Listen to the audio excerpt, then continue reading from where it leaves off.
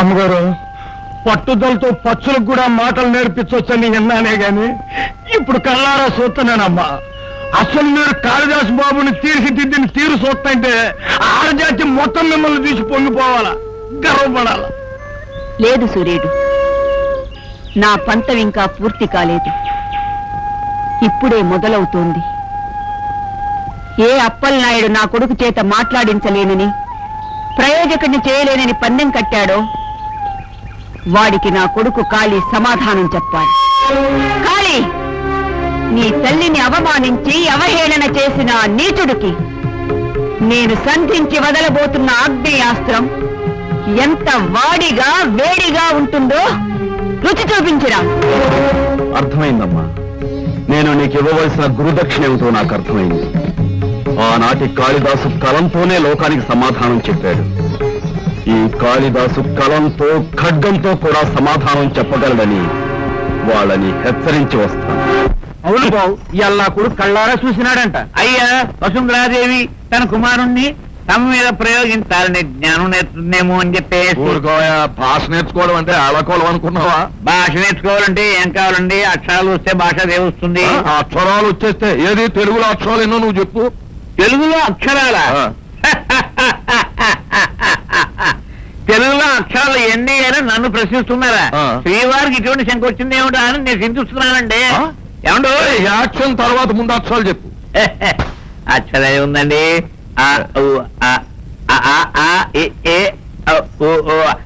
బద్రన్ బద్రన్.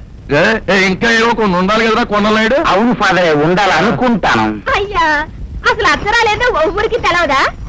నువ్వు ఉండు, మెట్రిక్ చదివా నా కొడుకు చేత చెప్పిస్తాను. ఏ చెప్పరా?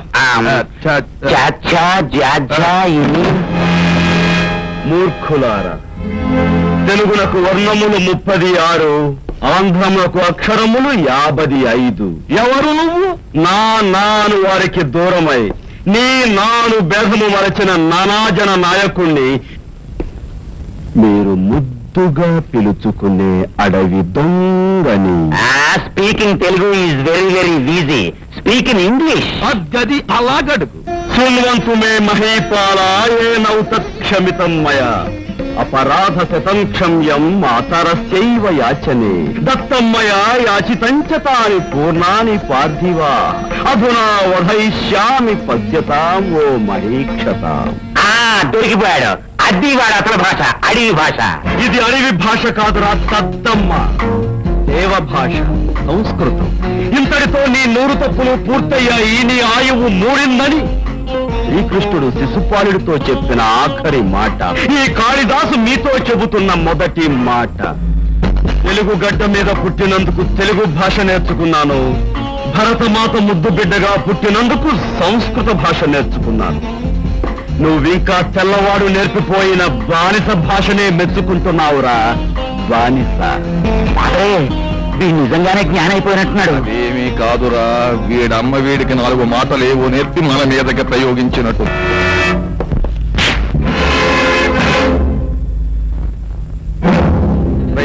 కాళీ, ఆ రుద్రయ్య చేతి గోళ్లలోని విషం నీ అంతు చూస్తుంది.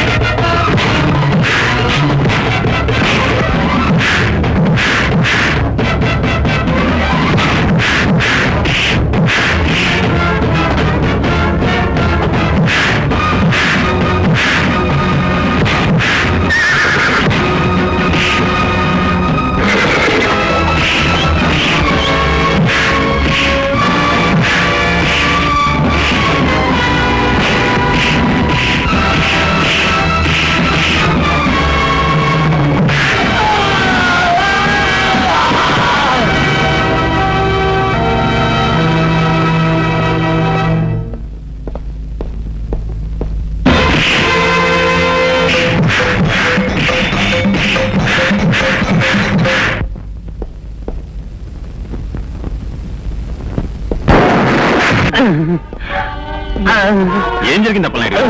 మేము అడగాల్సిన ప్రశ్న మీరు అడుగుతున్నారు సార్ పోలీసు వారు. చూడండి సార్.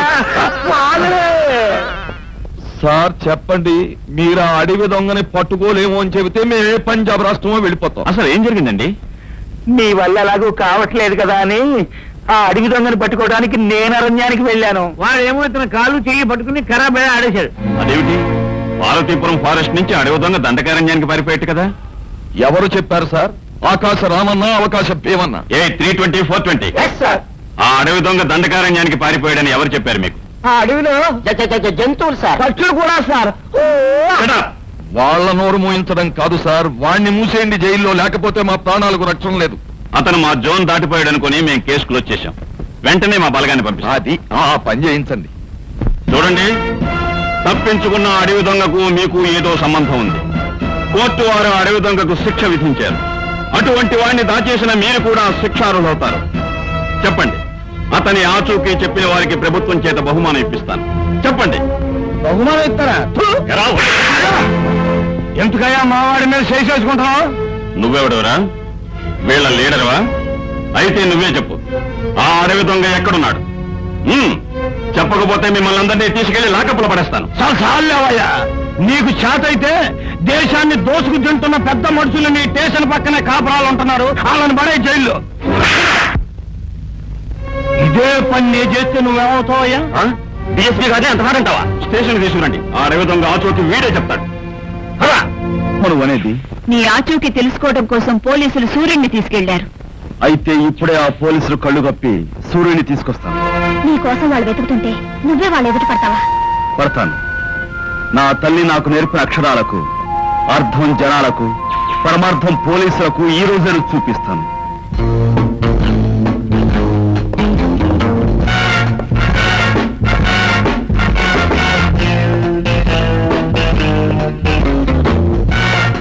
ఎవరిక్కడ? ఎవరండి మీరు?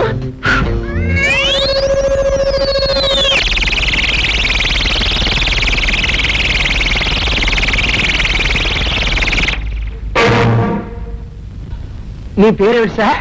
చెప్పకూడదు. ఎందుకు sir? Ghorachari. Ghodachari number 1 sir? అవును, ఢిల్లీ విభాగంలో పనిచేస్తున్నాను. వేగంగా వచ్చే విమానం దిగి తిరిగి వేగంగా విమానంలో వెళ్ళిపోవాలి గనుక విమానం కంటే వేగంగా వచ్చాను మీ రక్షణాలయానికి. తెలుగంటే మీకు ఇష్టమా సార్? పోలీస్ స్టేషన్ లో రక్షణాలయము అంటున్నారు.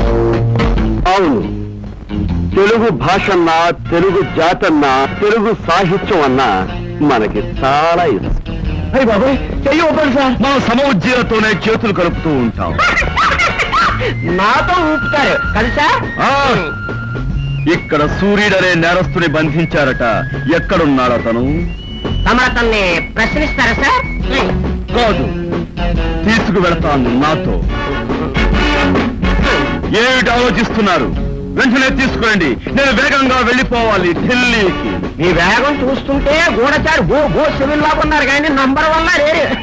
గూఢచారులకు ఆచారని నన్నే అనుమానిస్తున్నారా?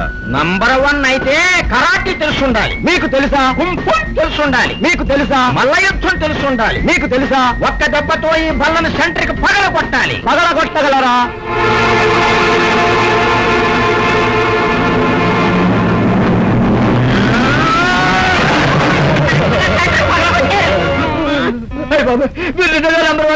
అజారుద్దీలో కొట్టారే. పొగట్టల తరువాత ముందు సూర్యుని నాతో పంపించండి. అతను చాలా ప్రమాదకరమైన వ్యక్తని, అతని ఉనికి రాష్ట్రానికే ముప్పని అతని విషయం ప్రత్యేకంగా మాకప్పగించారు. అతని విడుదల చేయండి, వెంటనే ఢిల్లీ తీసుకెళ్ళిపోవాలి.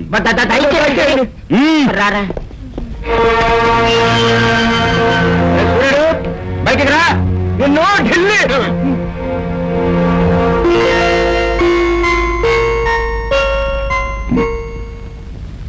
ఎరుమకి అలా చూస్తాను కాయ, బయటకు రా. ఆయనతో ఎల్లవయ్యా, భయపడతావేంటి? బహుమానం ఇస్తారు. నాన్నలను చంపేస్తాడు. అలా తీసుకెళ్ళండి సార్. మీ ఇద్దరిని పైకి పంపే ఏర్పాటు చేస్తాను ఢిల్లీలో చెప్పి. పైకి